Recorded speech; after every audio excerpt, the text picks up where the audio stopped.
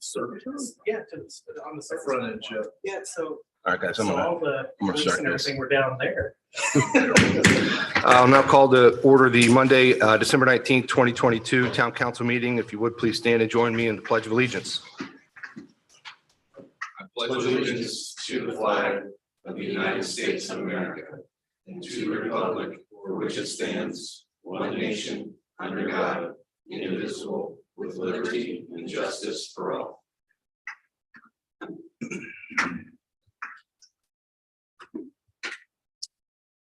All right, up first is the approval of the memorandum of the December 5th, 2022 regular Town Council meeting. A copy has been posted. Are there any questions from councilors?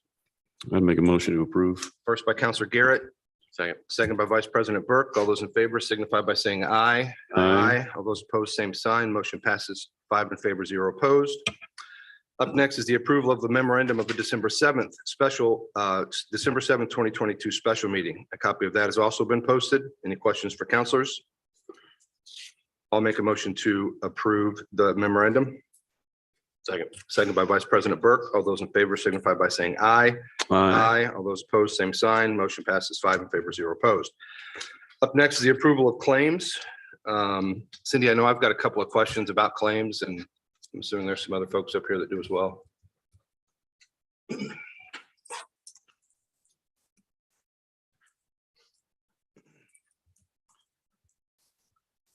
Morning, Cindy Morning. Poor, interim CFO. I had a couple of claims that I had. There are a number of, it looks like maybe they're purchase card transactions that are under the mayor's budget, but it has someone else in there. Do those folks, so for example, it has, let me find the exact ones I was looking at here.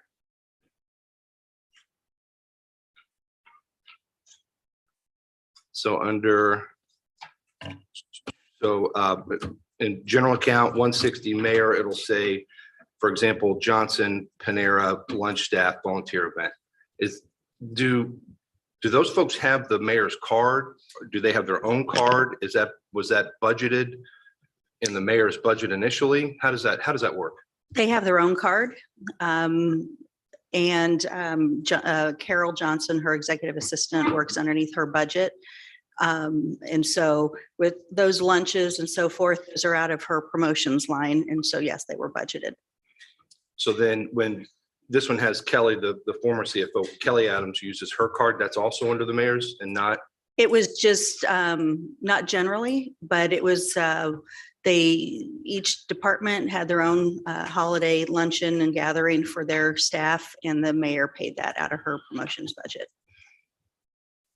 Okay. How many P cards do we have outstanding right now?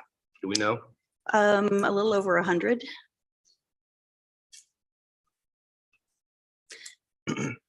We find that with the P cards having each individual's name on there, if they swipe it, they're accountable.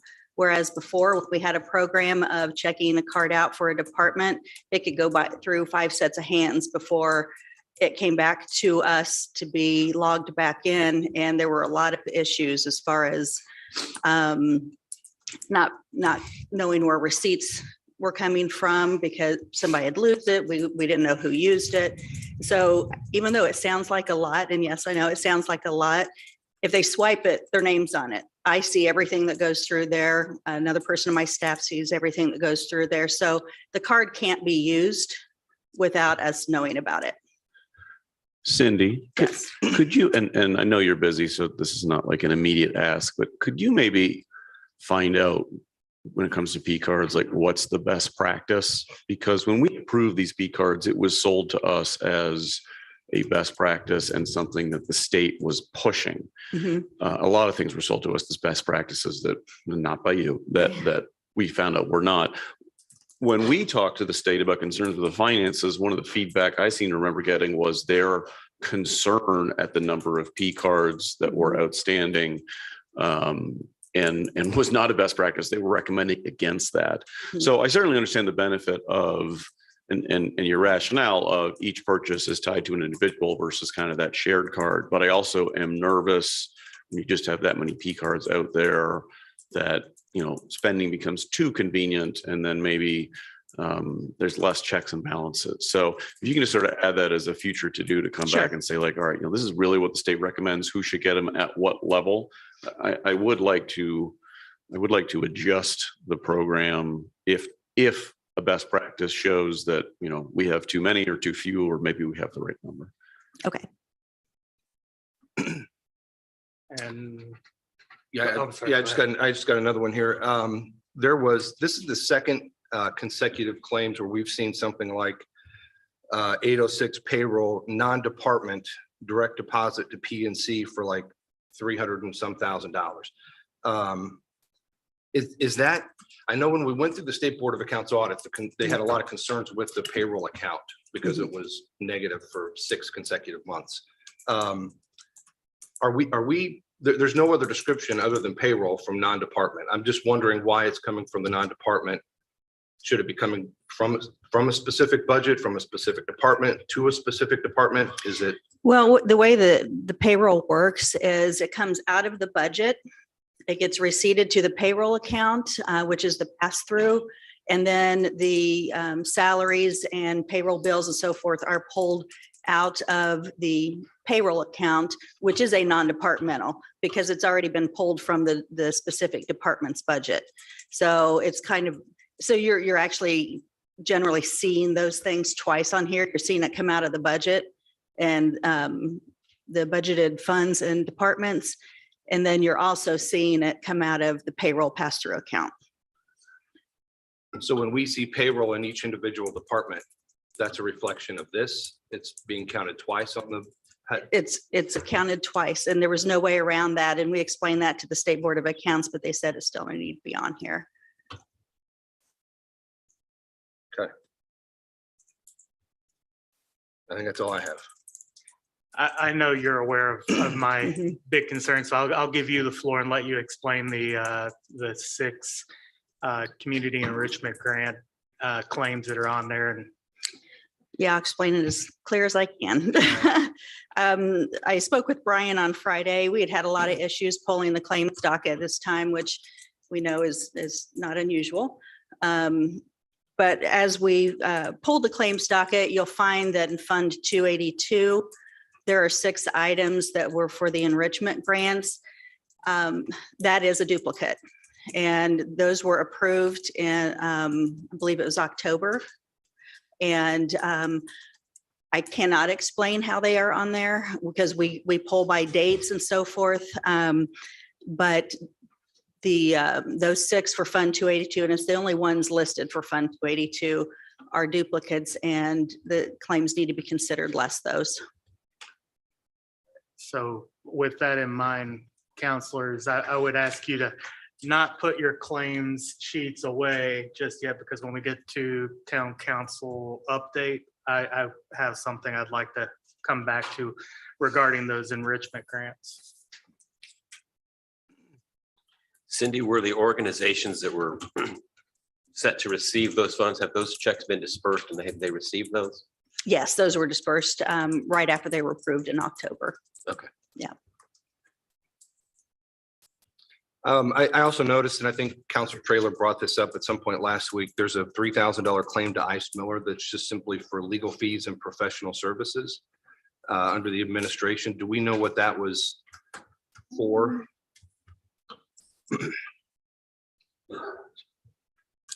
That one I would need to look up. I don't know specifically right off the top of my head. I do have a copy of the invoice. The invoice said mayoral general projects. So, and my thought is that's what we have a retainer with Wixit and Nooning for. So I have no idea. That's just what the description on the invoice was for. So I would, and I would recommend omitting that one until we get some clarification on it. So to be clear, are there any other questions from councilors on claims? Just one. We have the invoice for sorry, I forget the name of the firm, but Brian Bosma's firm for the district mapping. do we know if that's our final bill? That is the final bill? Yeah. Okay, so just for public record, I know there was some concern on how much that was gonna cost, because it was capped at 60,000. The total amount ended up being 45,108.87. And that does include $10,000 to a mapping consultant. So actually going to the firm would be 35,108.87. Brian, my understanding is that there might be one more, but it was around 5,000 that we were going to encumber. Okay, That's my All right. understanding. so that's to date. There may be another one coming. Correct. Okay.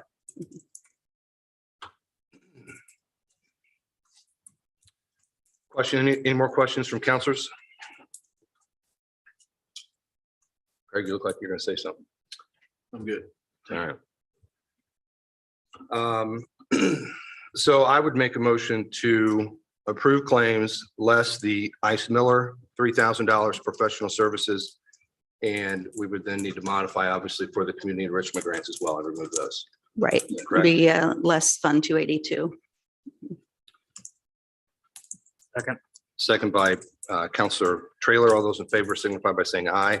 Aye. All those opposed, same sign. Motion passes 5 in favor, 0 opposed. Thank you, Cindy. Up next is a request to speak on agenda item. Do we have a request to speak on agenda item? No, we do not. Up next, we have a presentation from the Boone County Council.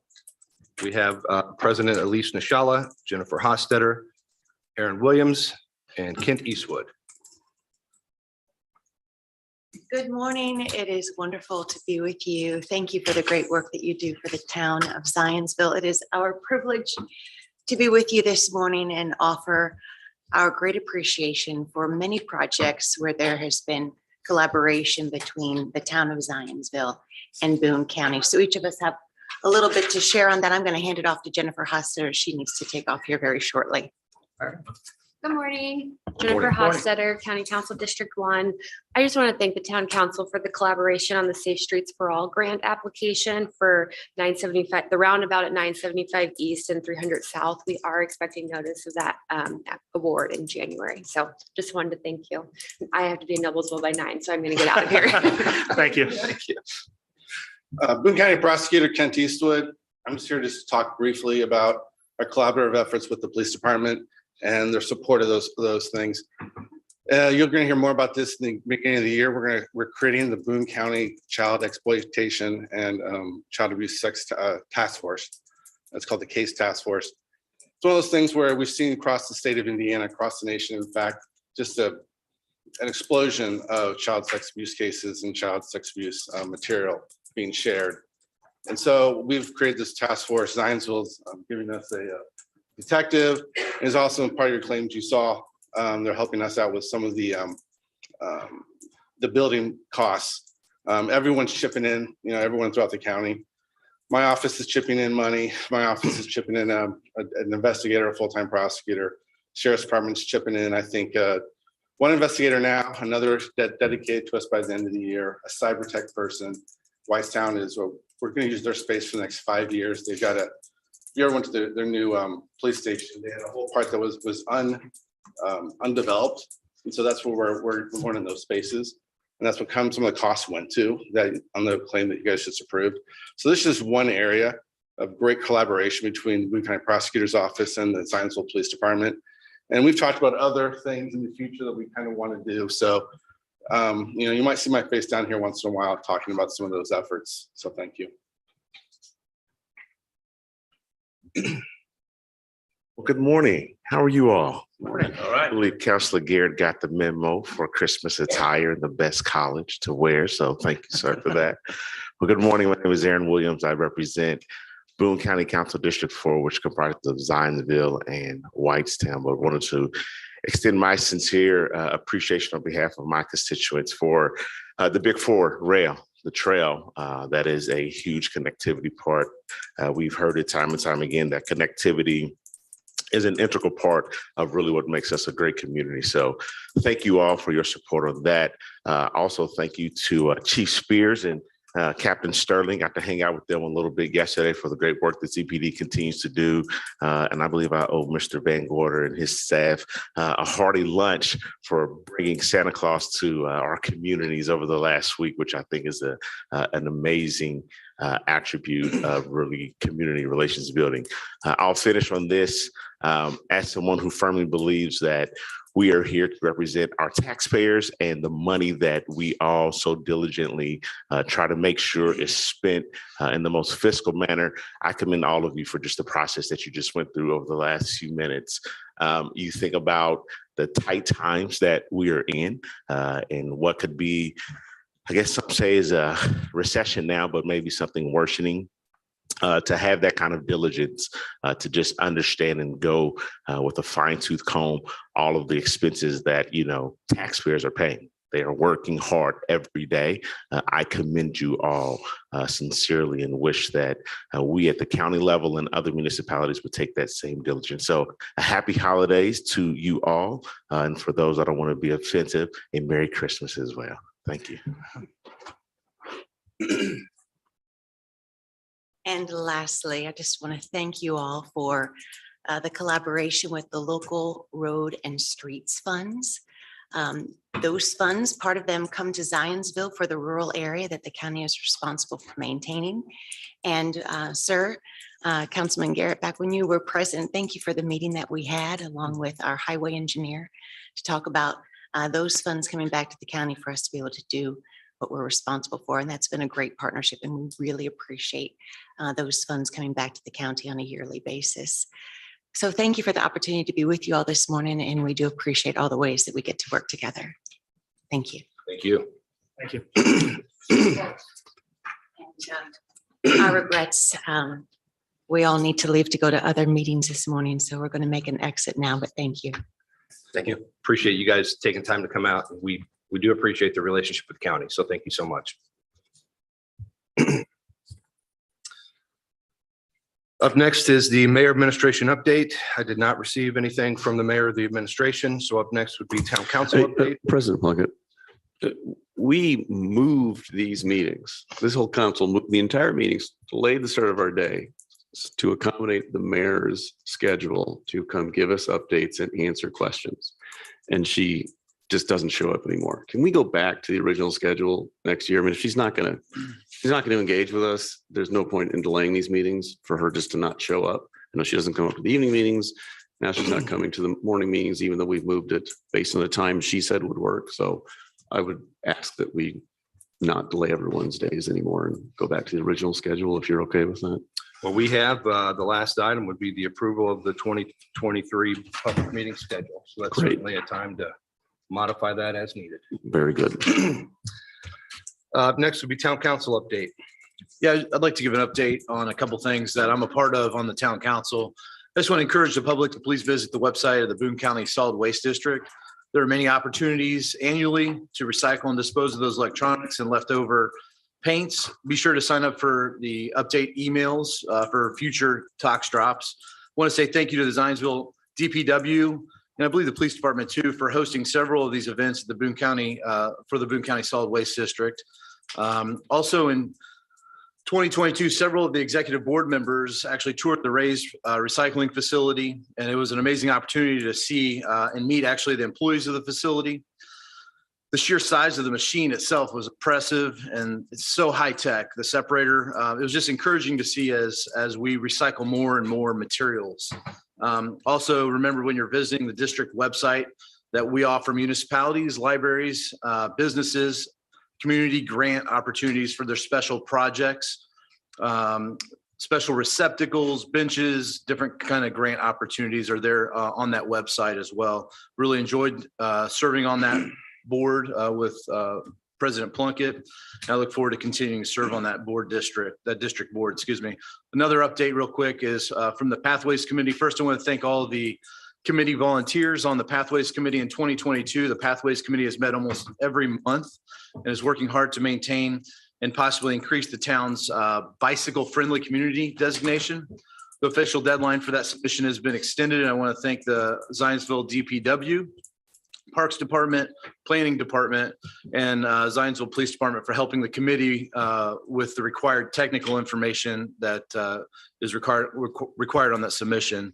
Moving into 2023, we will be reviewing the Pathways Master Plan, pursuing funding for the trail counter on the great Big Four rail trail that Councilor Williams spoke on, with hopes of providing us with useful information that we might use for future grants and awards.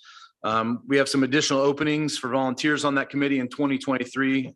If you'd like to be considered for an appointment, please reach out to me. Thank you. Thank you. Council Trailer. All right. I've got a couple. One, I would like to ask if we have any update on the legal expense insurance claim for our chief. Do you know anything or? I had a conversation last week with Zurich on Wednesday.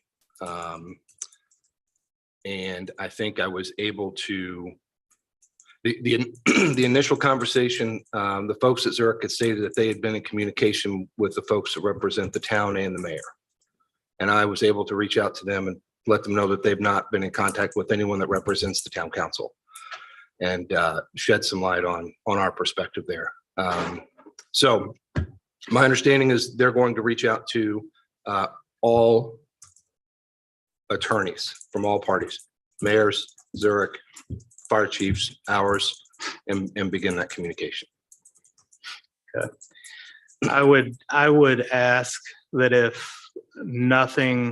if there is no resolution to this by our first meeting in January, that this $82,082 claim be on our second meeting claims in January. I think it's beyond time to get this done, at least for the chief, and we can continue to take it up with the insurance company if we so need. Can we ask Heather, the attorney who is, I guess when I speak to Zurich, they refer to him as the defense attorney. Can we ask him to come to the council meeting and give an update? So you're talking about the chief's attorney? No, or- this is the guy at Rominger. Yes, you mean, so the insurer's attorney? Yeah. Yeah, I'm assuming we could. I'll also be doing a Freedom of Information Act request on anything related to this claim, just so you're aware. Yeah, very good. I have another topic to bring up. So in the claims, I asked you guys not to put away your claim sheets quite yet.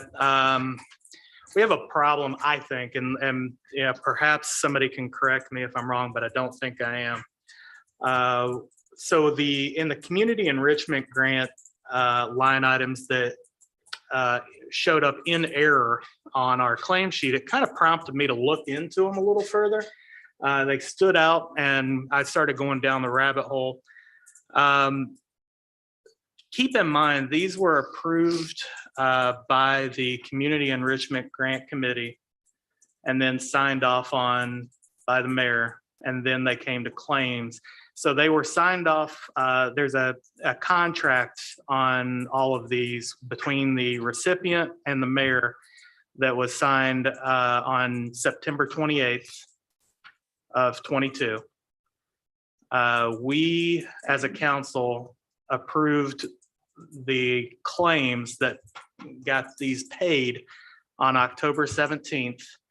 And typically we don't get the packets for the applicants on the community enrichment grants. We had one that we paid $19,000 to that is based in Lebanon. It's a Lebanon charitable organization that does not do business in Zionsville. I'm leaving their name out intentionally because they did nothing wrong. I'll just be real clear. The recipient of these funds, they did nothing wrong. I feel like they were given bad information, but we paid out $19,000. It's a theater. It's a charitable theater. I have nothing against theater, but I want to read, these funds come from the Food and Beverage Fund. And I want to read the excerpt, and this, I'll read it in its entirety. The use of tax revenue from the food and beverage fund. Says funds collected and deposited in the food and beverage tax fund by the town shall be solely for the creation and enhancement of any public facility or infrastructure improvement, or to fund initiatives intended to promote the town and its businesses, and for no other purpose unless the terms and conditions of this section are amended by ordinance. They've not been amended by ordinance. So my interpretation is we've got a theater that does business in Lebanon. It is not doing anything for our town and the businesses in our town. It's my personal belief that that claim should never have been paid, and that it should never have been approved by the Community Enrichment Grant Committee, nor signed off by grant contract by the mayor. So I don't know if we can do anything about that at this point. I looked at the agreement, the grant agreement. I just think, if nothing else, we need to be really, really watching every little thing that's coming through here, because this slipped through because we don't get the agreements or the applications for the community enrichment grant. I did ask the mayor, I told the mayor, the deputy mayor, and the mayor's executive assistant that I would like for a member of the administration to be made available to answer questions on this morning. I was told that the mayor nor the deputy mayor would be here. If there's anybody else from the administration that's been sent on their behalf, I'm unaware of it. You're welcome to come up if you've been sent on their behalf. So there is no one from the administration to answer questions on this. I have a comment on that, Brian, and we have an ordinance set in place. We got to follow the ordinance 100%. Back to the theater that's involved in this. I do want the rest of the council and everybody in the public to know that theater does cater to Zionsville residents.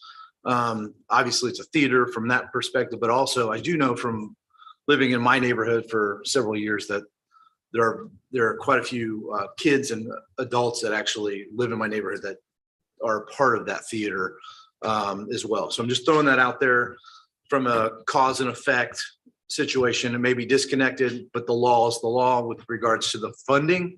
So I can appreciate that. I just wanted to kind of backtrack what you said. It doesn't serve our community, but I think there is a little bit of connection, a little bit closer than we might than you might have just expressed. So that's, yeah, I mean, just throwing that out I there. understand kids go up there and participate in the theater, From Zionsville. right, but by the ordinance, I agree. it does not meet the statute to get food and beverage funds. It does, the theater does get funded by food and beverage funds from Lebanon as well. So like, I think that's appropriate. I think funding maybe even from the county level is appropriate. But by our food and beverage tax ordinance, that funding should not have happened. The irony of that, I'll tell you, Brian, is the timeline you gave, which was the contract was signed and then it was brought to us for payment. I can already see the conversation right now where you say we're not allowed to pay it for the ordinance, and the mayor will say, well, I've already signed the contract, we'll get sued, which was the exact same argument when you pushed back on the renovation of her office. Yeah. Because it was out of a fund that was not appropriated, and said, well, look, we've signed the contract, you can't now not pay it. So that whole process is broken. Right. And so at the least, and I'm not sure if, stop me if I can't do this, Heather or President Plunkett, but I would like to make a motion that we as a council agree not to fund community enrichment grant dollars without a presentation to council. Yeah. Yeah, so I think, I'm trying to catch up here, but I was looking online. So do we have it currently defined in our ordinance, the use of food and beverage tax right? Is that what you read from? Yes, Okay. that was what I was reading from. So what I would recommend, and I'm happy to have this prepared for the first January meeting, I'd recommend we go back and put in place in the ordinance a process for review by the council prior to distribution so that we can delineate it there, if that's okay. Yeah, and I just want to make sure it's clean and that there's no confusion of what we're trying to accomplish. So that, yeah, and I did go back and try to figure out the existing process with the Community Enrichment Grant Committee. And that was essentially just put in place by the mayor.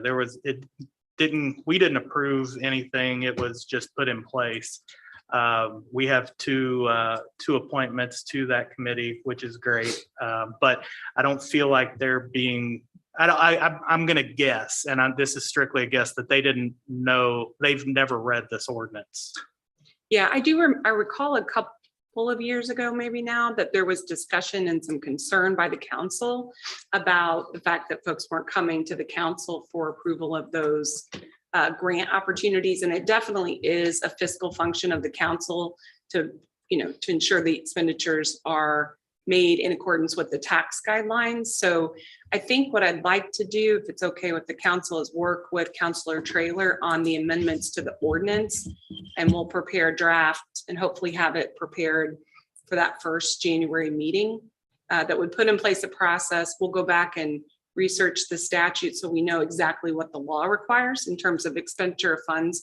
That way I can share that information out with the council so you'll know like what's allowable and not allowable. And then the process, there's also a process that the Department of Revenue recommends, because they actually collect the tax and then remit it back to the town. And, we had some discussion with them a few years back about the accuracy of the remittance process, because we have these kind of mixed up areas between Whitestown and Zionsville, and they're sort of being allocated to the wrong community. So maybe just a wholesale look at that wouldn't be a bad idea. It's been a couple of years. I think Amy and I worked on that a couple of years ago, 4 or 5, time flies. But so if that's okay, I'll work on that. And Councilor Traylor, I'll get you something, but I'll get the full council kind of, here's what you can use it for. And that way, as you're thinking through the revisions, what's allowable.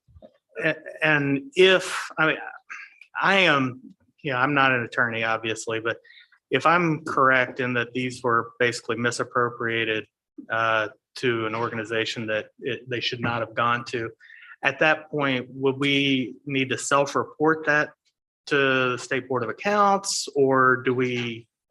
I don't, and maybe that's something you have to answer in a future meeting, because. Yeah, I need to double check in terms of what are the allowable uses, and then can you use them, if you're using them for project outside the community. Obviously, it's not consistent with what you read from the ordinance, Right. But from a State Board of Accounts, and I know Cindy's here, usually you just put some sort of memo in the file with the claim so that there's an explanation and then a remedy of how you will address it going forward, so that the State Board of Accounts understands you've identified the issue or concern and then you've remedied it or have a plan to remedy it. So I don't think we have to self-report per se, but I do think it's important to know what process we want to use. Are you requesting that the community enrichment grantor come present to us? Correct. Okay, not the receivers of these. No. The organization themselves, I'd like for them to come and present to the council. The appointed organization. Correct. Because they were, that's the way it always was prior to. It's free PR too, right? Yeah. They can, advertise their organization, but prior to December of 2020, any food and beverage funds that were given out to an organization, that organization had to come to the council to make the request. So that's, I think, had that still been in place, this one wouldn't have slipped through the cracks.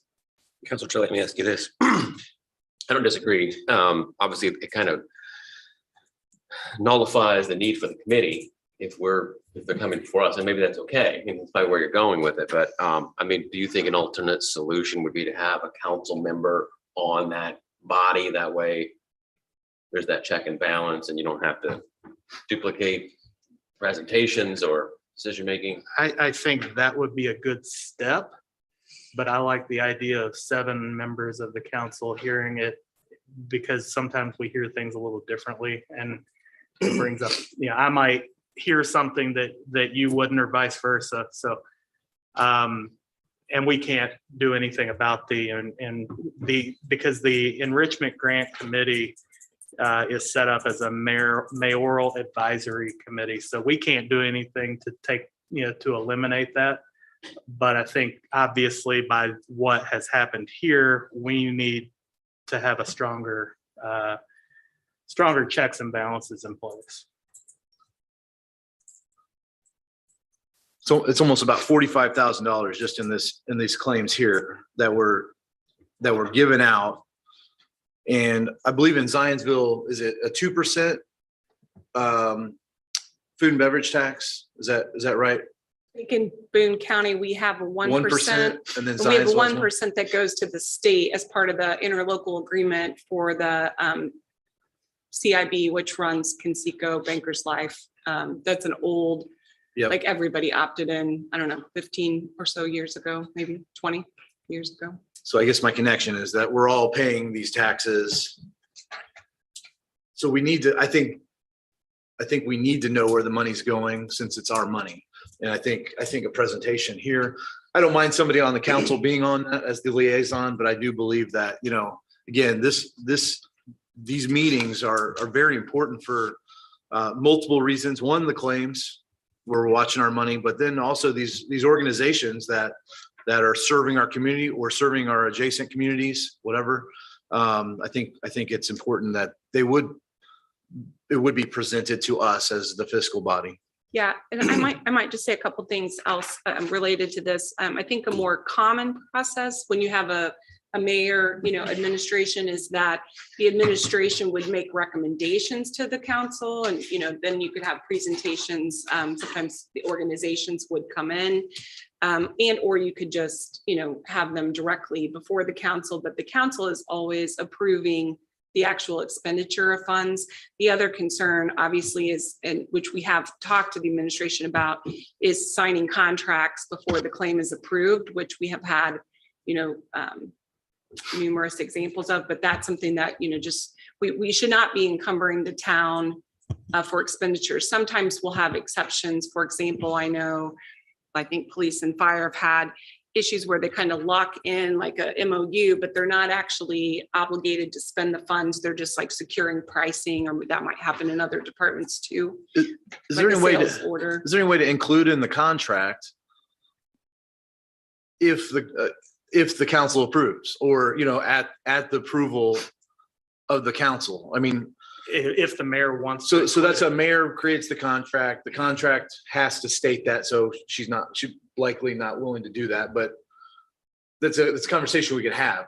But that would prevent the check from going out until the claims are, and that's a state requirement, right? Yeah, correct. So the check shouldn't be going out until we approve the claim. Correct. Yeah. So this is another tale of the last few years. I think that should be included in all these contracts that it should be a requirement. Maybe that's an ordinance that we create that says any contracts that are made with town of Zionsville are required to have that statement at the end of it. About proper appropriation of funds. Okay. I just want to make sure. Yeah. And just a reminder that I made the administration fully aware that this conversation was going to happen here. Asked them to have anybody. And I said it would be great if the mayor were here, because she executed the contract. They chose not to send anybody to have this conversation. So if anybody gets upset that we're making changes without the administration's input, they had their opportunity. So I would, it's clear, we've spent 39 minutes now talking basically about finance. We went through a state board of accounts audit where the state board of accounts mentioned in their findings that the unit, which is the town council, should investigate the town's finances.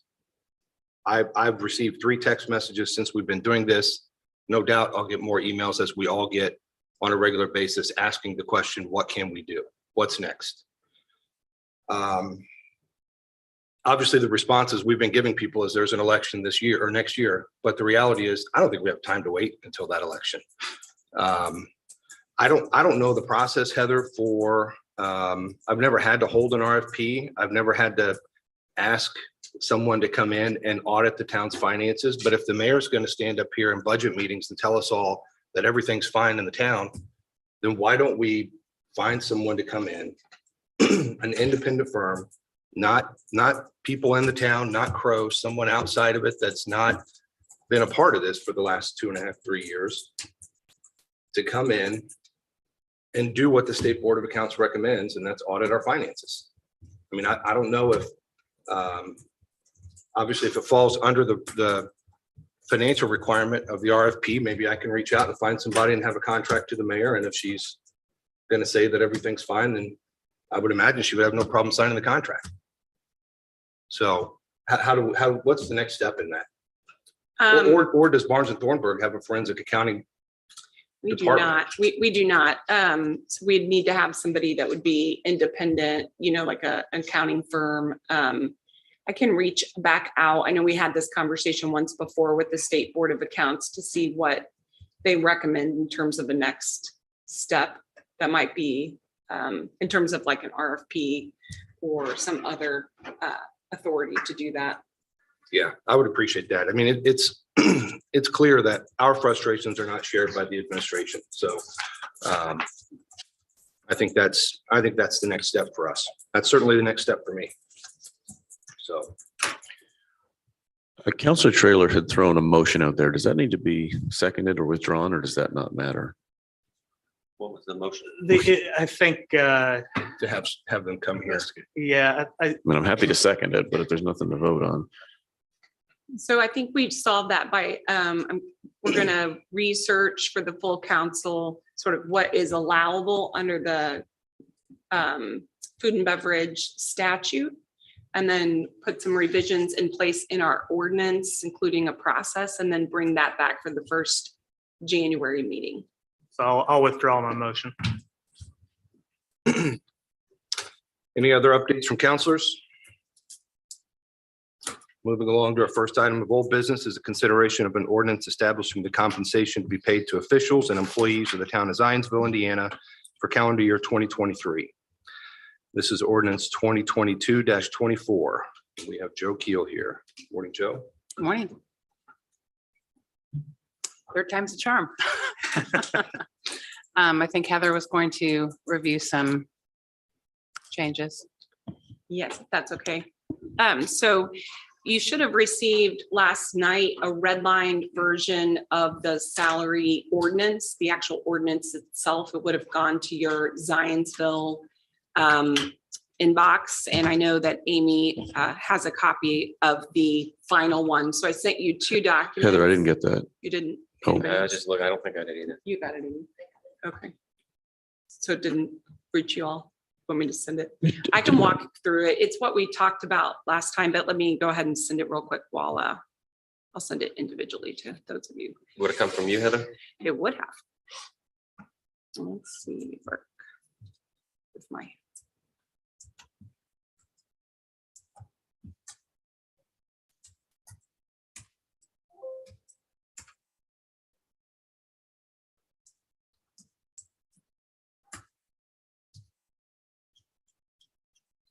Okay, should have it. 1 second. So what we're trying to do here, and I want to thank Joe for working on this with me. We wanted to really kind of modernize some of the language that's currently in the ordinance. This is a form, in fairness to Joe, that we've used for a number of years. So she was simply kind of following a format that the town had used.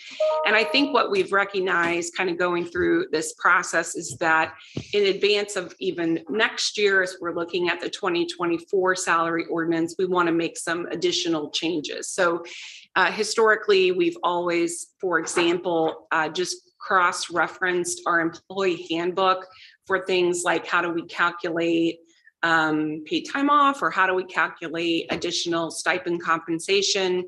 What are the required hours for full-time and part-time?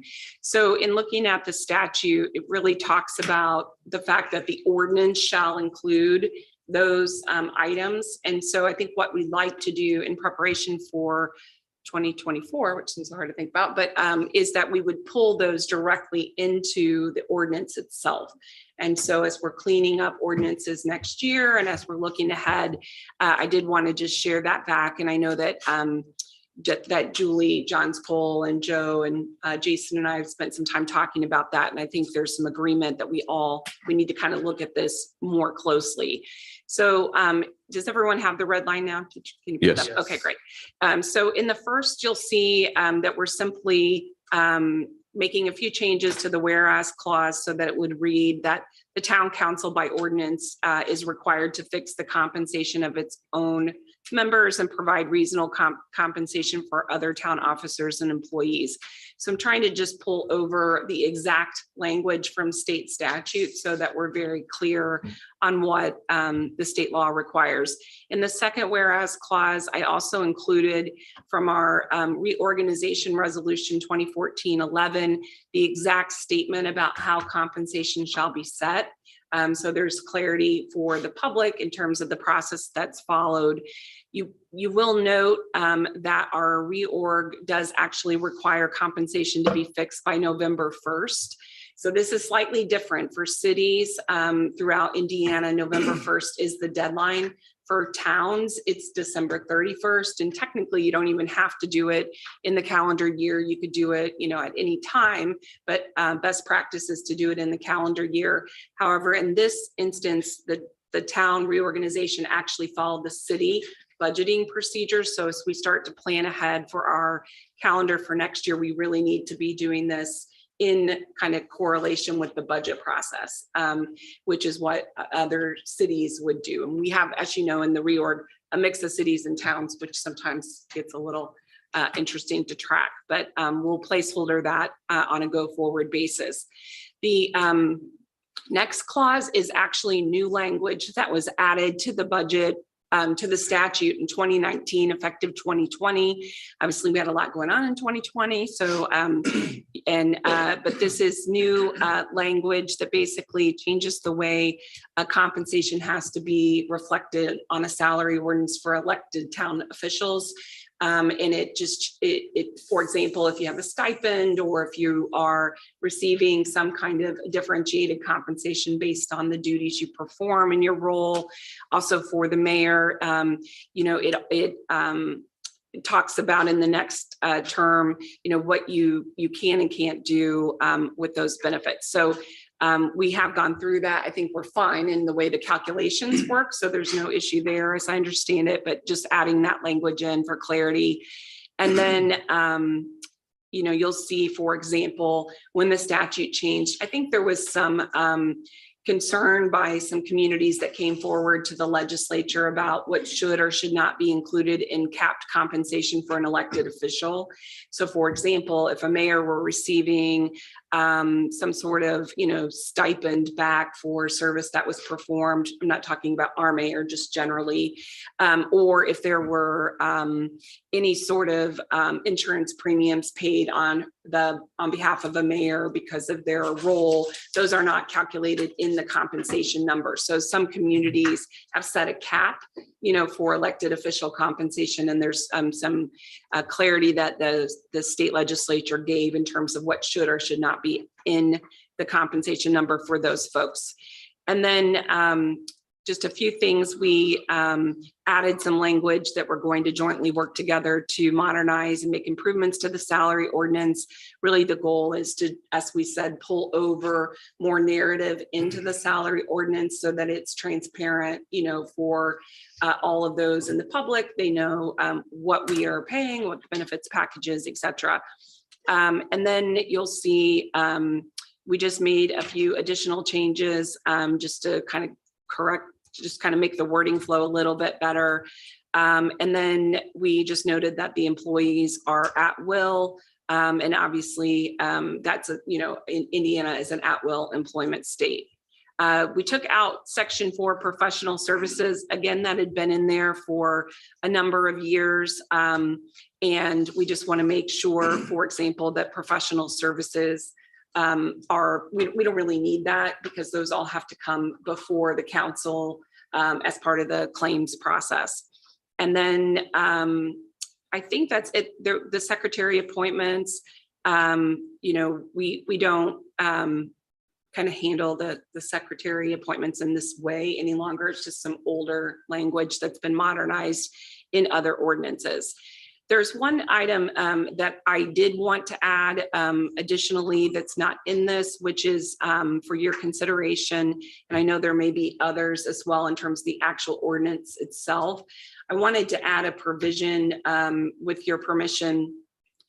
I kept them separate because these are the things we actually talked about during the last meeting. So I only wanted to redline like what we had already publicly discussed.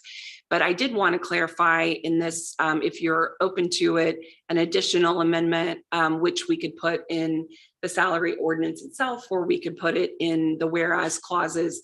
It's just a reiteration of what we have in a number of different ordinances throughout the town, as well as required in state statute, that if you are a town council member, for example, and you happen to serve on another elected, position for the town, let's say, Board of Police Commissioners, for example, we pay a small stipend for some of those positions, as is noted in the actual attachment itself. And as a town council member, you are not allowed to take any additional compensation in another, sort of appointed or elected role because you'd be serving as a dual office holder, which is prohibited under the statute. So just as a sort of catch-all, I'd like to add, a whereas clause to simply state, that does not impact, for example, if you're paid a stipend because you serve as the town council president. So the salary is differentiated for that role versus a town council member. Those are sort of outside of that statute. But this is, for example, you would not get a BOPAC per diem. Say it in the BOPAC statute, but I think for good transparency, it's probably good to have it in both places in case anyone were curious. So that would be one additional. And then I know we also have a request from the administration, and I put that in the email. This is actually an amendment to attachment A. And so there is a special position stipend under the fire department. And they would like to delete the language that says maximum 1,500. It's simply a 1,500 stipend. And there's really no up to or maximum. Is that correct? If they qualify for any of those special position pay, they would be paid $1,500. So I'm a little uncomfortable voting on something I just got 10 minutes ago and also hasn't been publicly noticed. Can we vote on the original salary ordinance that we've seen, reviewed, and talked about, and then at the next meeting go in and revise it with this one? Absolutely. And President Plunken, I'm not trying to take that over, but I would be more comfortable sort of digesting all this, publicizing all this, whatnot, letting Heather make in the final changes she wanted. Yeah, and this is then- my red line. I mean, this is my red line that we've been talking about over the last several days. And so it's something that, we had worked on. There's certainly no harm in making these changes in the first of the year. Okay, I just want to make sure we're not a time yeah. deadline, because I do The- want to the- lock in things like the Yeah, longevity I pay and think the stuff only today. concern I know for the town and for all of you that have been working on the salary increases for the employees is making sure those folks, have that effective with their first pay in January. So we do want to, I think, if the council approves it, we do want to move a salary ordinance forward at this meeting so Yeah. that those folks Right. aren't impacted in any negative way. But we can certainly come back and clean up anything we want to clean up, through the remainder of the year. That would be my preference. I And want to get it apologize to the done. council. We had sort of a rough week last week with a couple deaths in the family over the last couple weeks. So I would I would say that, to your point, I mean, I'm fine to do that. I would just like to have this at the first meeting in no January, problem. Yeah. right? So we You're can, okay with that? shore that up. Yes, I'm not sure that anybody has seen the email that you sent yesterday. Yeah, you're copied on it too. So. And then to how have would you approved recommend it. then moving this forward in terms of the language we want to move today and the language we want to wait until January? Okay, that's fine. So you would just do it, you've already heard it Yes, sir. on first reading? Yeah, He's asking, yeah. so say again.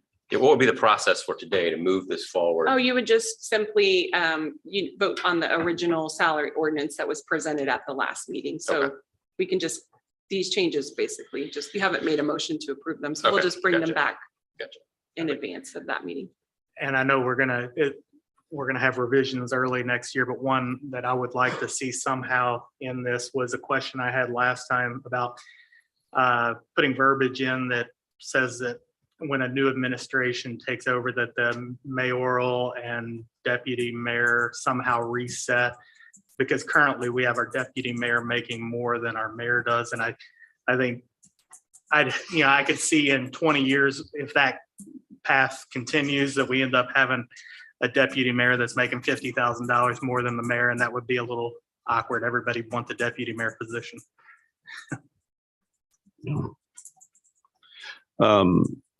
So at our last meeting, we had a lot of conversation about like the CFO, our second CFO had left. We had talked about, maybe that position doesn't make sense because it's not working, doesn't seem to be working. And then over the weekend, speaking of our deputy mayor, we got an email announcing that Cindy has been named interim CFO. So the timing is a little interesting as we're getting ready to do this, but I also we don't have a interim position.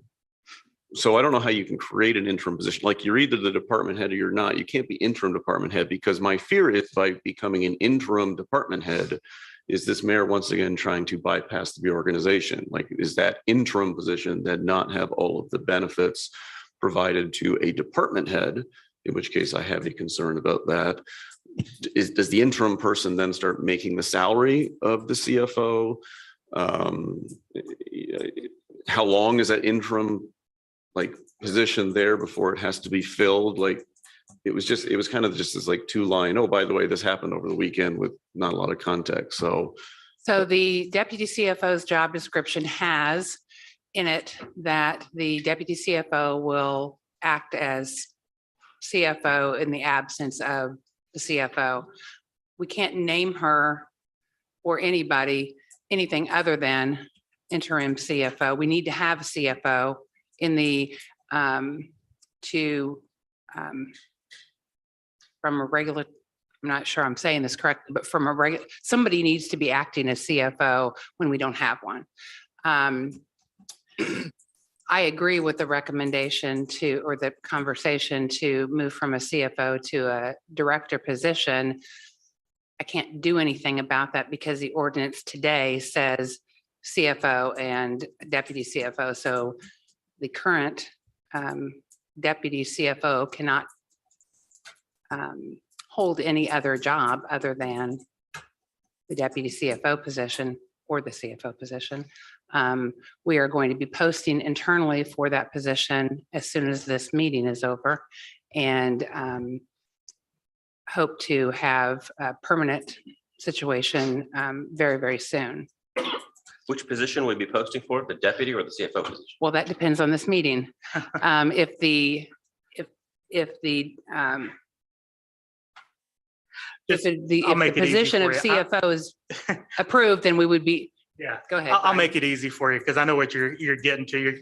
I will be, if whether somebody else makes a motion or whatever, I'll be adding on or amending the motion or making the motion that we rename the CFO position to Director of Finance, also renaming the Deputy CFO position to Deputy Director of Finance, with the caveat that a job description must be approved by the town council in the month of January. do we need them on? Is that salary going to be the same? Because the salary No. for the CFO is I'll also higher also than the be mayor. making the motion Got it, that got Keep that the motion down. I just haven't been, I just haven't been we're not there yet, but I was trying to Yeah. help with the conversation. Also, I'll be making the motion that the salary be reduced to what the other department heads are currently making. Got it.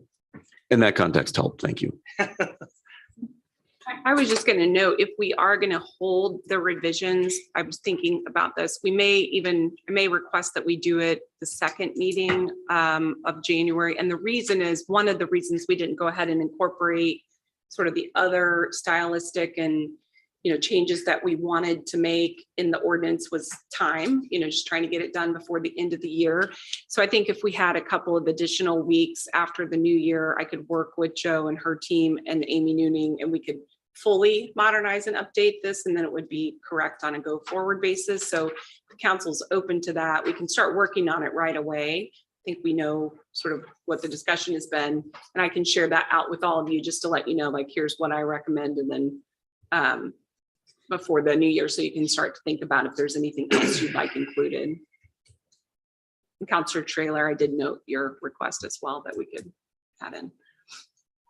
Joe, you casually kind of mentioned as you were addressing Brian's question that maybe this is something that you're in favor of, that you would be in favor of moving this position back to a director level position. And I just hope that the administration and the council are having I wish we were having conversations. This is a significant change, and we're doing it in real time at this meeting and trying to gauge what your position is and maybe what the mayor's position is or isn't, as opposed to what Council Trailer's position is. And I think most of us agree with, but is that something, as the HR leader of this town, are you in favor of that change? I am, as is the mayor and the deputy mayor. We've had those conversations. It has been very difficult to find a CFO that has CFO education experience along with municipal finance experience. And, with the help of Crow, I'm not sure that this is editorial. I'm not sure that this town is big enough that we need a CFO. I think we need a director of finance that manages that process with the help of consultants. That's very helpful. Thank you.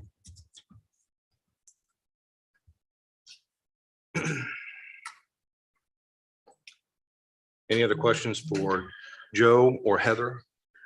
As you make a motion, I also don't want the procurement. Got that. Thank in you. here too. Good. Are we entertaining motions at this time? Indeed. I will entertain a motion. All right, get comfortable. So I will make a motion to approve the 2023 salary ordinance with the following changes. Renaming the CFO position to Director of Finance with a pay of $126,244 and job description to be approved by town council. Also changing the deputy CFO title to Deputy Director of Finance with a job description to be approved by town council.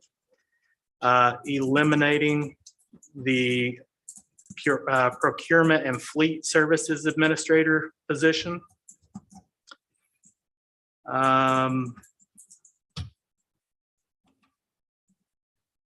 And that's it. Do you want to mention the $1,500 verbiage under the fire department? And removing from, I believe that was Exhibit A, the maximum of verbiage to indicate $1,500 for the, was it? Fire departments. Special position pay. Special position pay for the fire department. And I have one more question before everybody votes. Is regarding the intention of the job description. We have existing job descriptions. We have an existing job description for the director position that was prior to the CFO. And what is that approval process like? Meaning we want to post for these positions soon. Do you just want to review them? I think we would need to, I would think we would need to approve them at the first, if you want to post, maybe we can approve them at the first January council meeting. Is that later than you were hoping? Were you wanting to post it this in December? I was wanting to, yes. I had no expectation that you would be wanting to review or Right, approve right. the job descriptions. I will say for the council, that was one of the things that, one of the revisions I wanted to make that was not currently included in terms of kind of modernizing the language, because we do have a number of like renaming requests. And just to make sure that we understand what those positions are going to do at least a director level.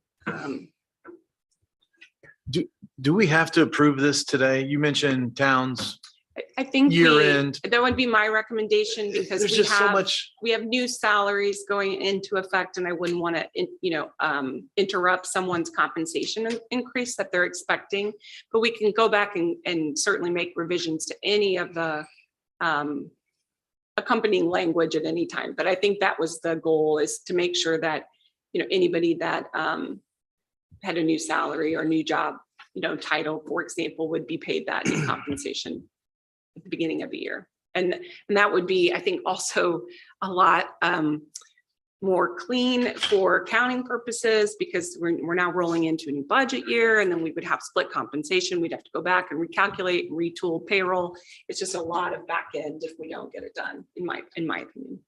I'm seeing head nods from Cindy and as well, and Joe. So to your question, Counselor Melton, I mean, one of the things that I shared with Heather was that I wanted to make sure we had a salary ordinance that we could pass so that effective January 1, pay increases, et cetera, would be in effect.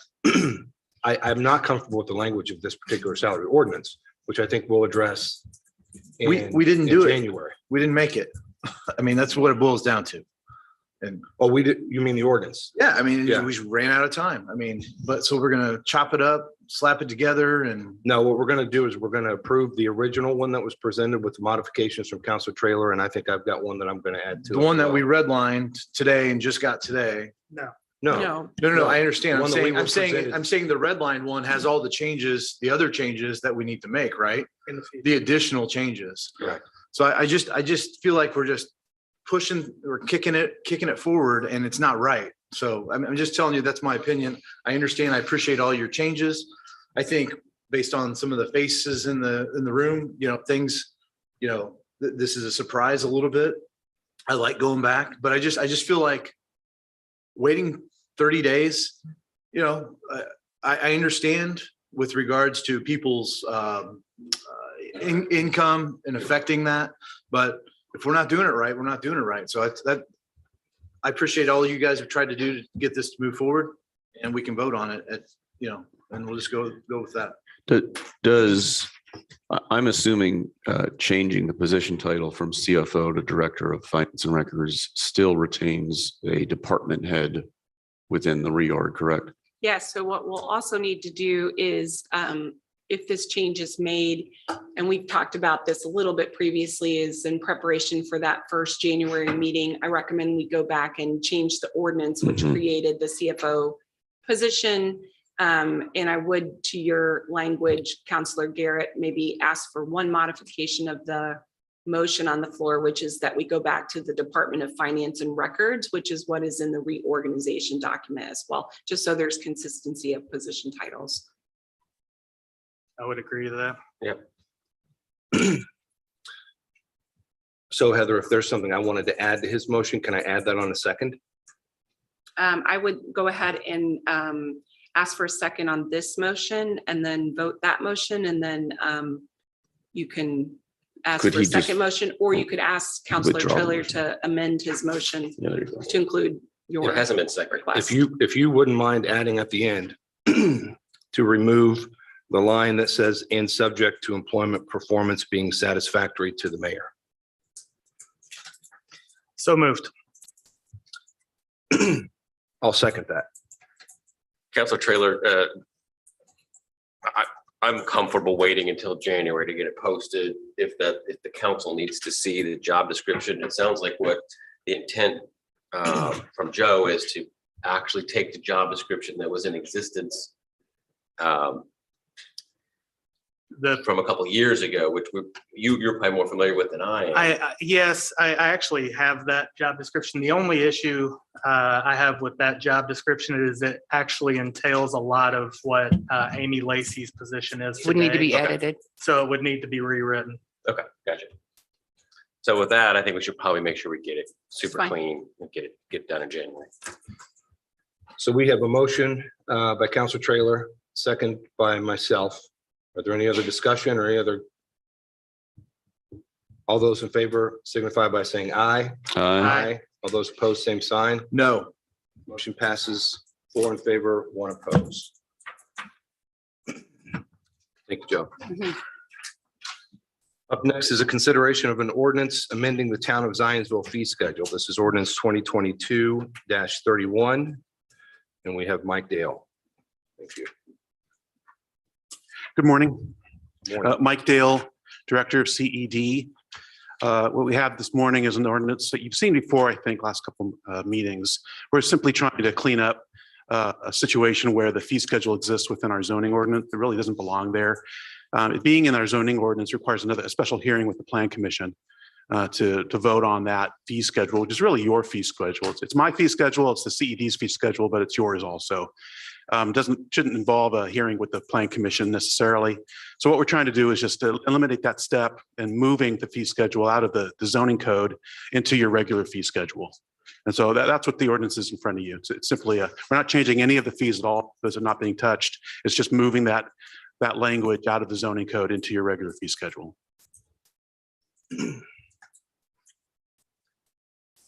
I would point out, counselors, this is a second reading. We certainly heard that before. Are there any questions for Mike? Make a motion to approve. Second. First by Counselor Trailer, second by Counselor Melton. All those in favor signify by saying aye. Aye. All those Aye. opposed, same sign. Motion passes 5 in favor, 0 opposed. Thank you. Thank you. Up next is new business. This is the first item is a consideration of a resolution regarding the appropriation of additional funds. This is resolution 2022-23. Thank you very much. And Cindy, I believe you're going to present on this. Mayor just walked down. If anybody wants to see if she'll come join us. Oh, to the building, not the meeting. Right. Yeah, I got it.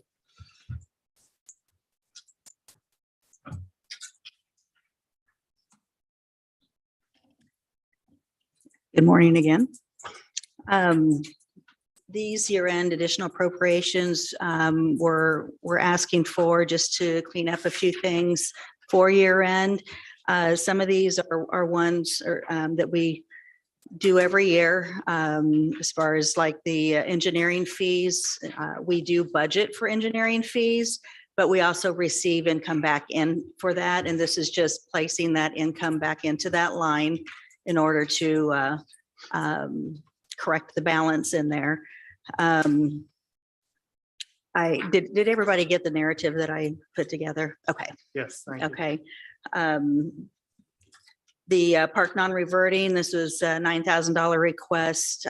As I had stated, it was just to part-time salary covering more due to staffing insufficiencies for full-time. Cindy, is that staffing they're anticipating needing or staffing that's already happened? So that kind of concerns me. The point of the budget process, the point of what we do is to appropriate for things that are needed, not to clean up for things that were spent with no approval. So I got a concern with that one. Please continue. The EMS fund and the health fund, those two are similar situations. These were non-DLGF funds that were set up last year. And of course, after going through the audit, we were told that we needed to appropriate everything, which it should be appropriated. These items weren't appropriated.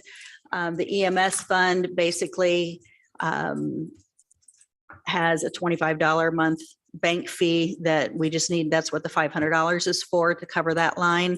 This fund also is what is used for the ambulance billing. So our billing service of SIPROMs, whenever they get payments, they deposit them to this account. Other than the bank fee, nothing is paid out of this account. So once we get to a certain balance, we move those funds over to the fire department's ambulance revenue line. And that's what the other amount in here is. So Cindy, and I'm not trying to pick on small expenses here, but if this account has $237,000 sitting in it, why are we paying a bank fee? Shouldn't they be paying us interest? that's something that I'll be looking into. Okay. That was Add it to not your set up by list. myself, yes. Thank you. It's kind of the same situation with the health fund. There are no fees in that account, but the insurance premiums that the town pays and then what's gathered from the employee's payroll goes over to this fund. And then the claims, health insurance claims, and are paid out of this fund.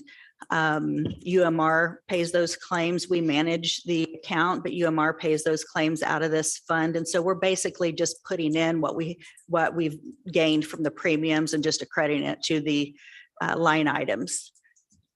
Can I ask a question? Yes. I'm struggling to understand that particular one. So those have or have not been paid out yet? Because I know a lot of what we're going back is like retroactively approving claims. So have those been paid out? The health claims? Yes. Yes. All right. So my question then comes to, we're showing the amount that we're being asked to additionally appropriate matches what we're showing as the cash balance. So if it's already been paid out, is the cash balance actually zero at this point? Well, the line item is showing negative because we had not appropriated in that. And that's what I'm doing. What this is going to do, we're putting those premiums into the line to take that line. From the red? Yes. Okay. Yeah. And the EMS fund and employee fund, I've already been talking with Tim Barry at Crow. I think they need to be managed differently. I don't know what the process will be yet, but I think they need to be done differently. The donation, I'm sorry. Because that's a big number, 1.9 million. I just want to make sure are we self-funded from a health insurance standpoint? Yes. Okay. So we have already budgeted for, and we're collecting premiums from employees. And we Correct. also had budgeted for money to go in to pay, to cover the delta, right? To the tune of $1.9 million. We're just Right. appropriating those dollars. This is an additional money that wasn't in the budget, correct? That's correct. You're just taking the amount that went in for premiums and applying it to the line. Yeah, okay. Yep. The donation fund, here again, this is one that's not been appropriated in the past. Some of the funds that the departments have taken in they have spent some. I know one of them was for a canine. We're just applying what was taken in to the line. Going forward, will this be different? Yes, it will. How? We'll probably, what we'll do is we'll kind of estimate a budget of what they may spend. And so that way, because the money is in there, it's just as far as an appropriation line and spend to budget, that's what's showing in the red, because none of those funds have been posted to those lines since they weren't budgeted. And that here again is something that we'll do differently. We'll estimate a budget, what they think they might spend.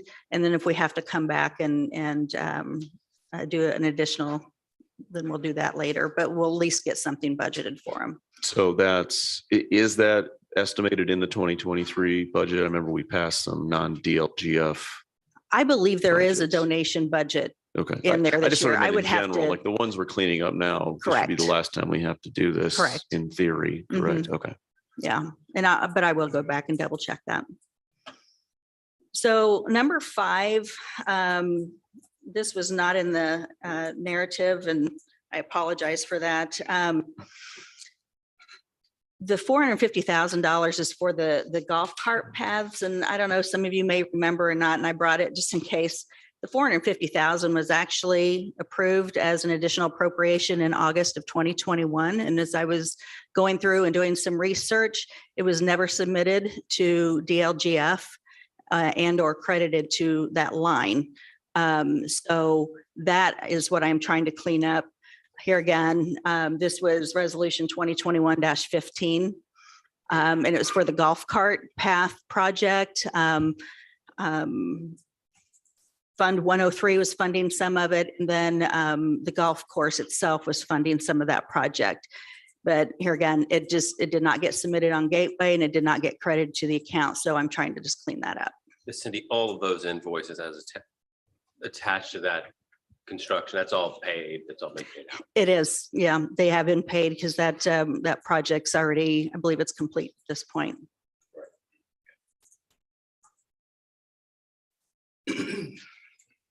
That's all I have. So that was approved in 21, Yes, it was. paid in 22. It was approved in 21, and those funds were to be encumbered into 2022 until the project finished. But obviously the encumbrance didn't take place because the additional didn't take place. And so that's what I'm trying to clean up. God bless you. It's a mess. Okay. We can go through these one at a time, or we can, Councilor Garrett, you had a. Yeah, I mean, the only one I'm concerned about is 211. It's not that much money, but again, it's just, if you don't stop the process, and maybe Jared can explain this to me, Jared, you're welcome to come explain it. I understand the need, but like, if we let this go by, then next year there are 10 of these sort of things like, oh, we overspent it. Sorry, we just need the extra money. I mean, Jared, do you want to talk through this for me? Yep, happy Convince to. me. Jared Logsdon, Superintendent of Parks and Recreation. So within Fund 211, as we're growing our recreation department, we're trying to divide nature center from recreation. So we added additional project codes specifically in Fund 211, and Cindy can vouch that it's quite the mess is trying to coordinate those extra codes, just adding another layer of confusion that could be happening with staff. But so we did separate out the part-time salary within Fund 211 into nature center and recreation. Now, we did underspend on recreation, but we did overspend within the nature center portion of that. And that is partially due to the added summer camps that we had this season. We went from 14 to 16. And additionally, that position, both recreation and nature center, saw a 45% wage increase. When you're talking about $9, a bump up to 14 is adds up over a season. So the overspend was from that salary adjustment, but an equivalent part-time line was underspent within that fund. By the same amount? I think there's a $6,000 credit here at the end of the year between, if you add those two lines together. You underspent by 15 and this was an additional appropriation by 9, is that correct? And it's just to clean up that line since it is specified as nature center part-time rather than recreation. So this is a cleanup versus a additional spend. Yeah, we're not asking for more funds, just Okay. more in that All line. right, that was really my biggest concern. Thank you. That's helpful context. I don't have any other concerns then with any of these. My only statement is I'll be voting to approve all this, and thank you, Cindy, for the work on cleaning this up. I wouldn't say that I'm happy about this, but I know it's working towards the ultimate goal of getting it fixed. Correct. It's just frustrating, but thank you for putting in the hard work to fix it. This is a public hearing. I approve publication of the notice of public hearing. At this point, I will open the public hearing. If there are any members of the public who would like to comment. Having seen none, I will close the public hearing. If there are no other questions at this point, I would entertain a motion to approve. The first by Vice President Burke, Second. second by Councilor Garrett. All those in favor signify by saying aye. Aye. Aye. All those opposed, same sign. Motion passes 5 in favor, 0 opposed. Thank you. Thank you, Cindy. Up next is the approval of the 2023 Zionsville Public Meeting Schedule. This is, I guess it's just the schedule, nothing more. I would, to Counselor Garrett's recommendation earlier, I would be happy to move this back to a 7:30 meeting.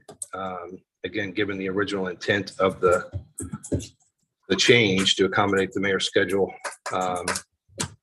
Certainly difficult, to move that back from my perspective. So I would be open to moving it to the 7:30 timeframe if you guys are. Yeah, I plan on making a motion on that, but I'll let anyone have any discussion if they need. Any questions or comments, guys? The times aren't actually on this document, are they? They are What am I missing here? the spreadsheet where it's the green. Gotcha, at the top. Okay, I was moving my calendar. Perfect. Yeah, I'm for the 7:30. So I'll make a motion to approve the 2023 Zionsville public meeting schedule with the modification that the town council second monthly meeting be moved from 8 a.m. back to the original 7:30 a.m. I'll second that. All those in favor signify by saying aye. Aye. All those opposed, same sign. Motion passes 5 in favor, 0 opposed. Any other matters from counselors? I want to just make one statement that I understand the mayor does not wish to come to these meetings and engage with the council and help with questions we may have. I will make the statement that I have no other option than this meeting. If the mayor would have a public meeting where we can have these discussions, I will gladly attend. I hope that she would give us the same courtesy of making that meeting at such a time that we could make it. But I'm just trying to take excuses off the table for the mayor not engaging with this council. If we need to come to a meeting of hers, I would gladly do so. She does engage if she needs something. But then if we need something, we can't get any of that engagement back. So it's just, I don't know how you get stuff done. It's bad for the town. I get that we see things differently, but it's bad for the town to not have dialogue. One last thing. I did see the mayor yesterday at Winterfest, and I just want to thank Jared for all his hard work for Winterfest. Very awesome. Took all my kids there and nobody got hurt, first of all. And it was just an awesome experience. And I did see the mayor there. So, but I just saw the mayor walk in. so anyway, but thank you, Jared. That's what I wanted to really call out. Go to Winterfest. It's awesome. It's a great time. Anything else from counselors? Make a motion to adjourn. Second. All those in favor signify by saying aye. Aye. All those opposed, same sign. Motion passes 5 in favor, 0 opposed. The next regular town council meeting is scheduled for Tuesday, January 3rd, 2022 at 7 p.m. in the Zionsville Town Hall Council Chambers. Final notice of the meeting will be posted in compliance with the Indiana open door law.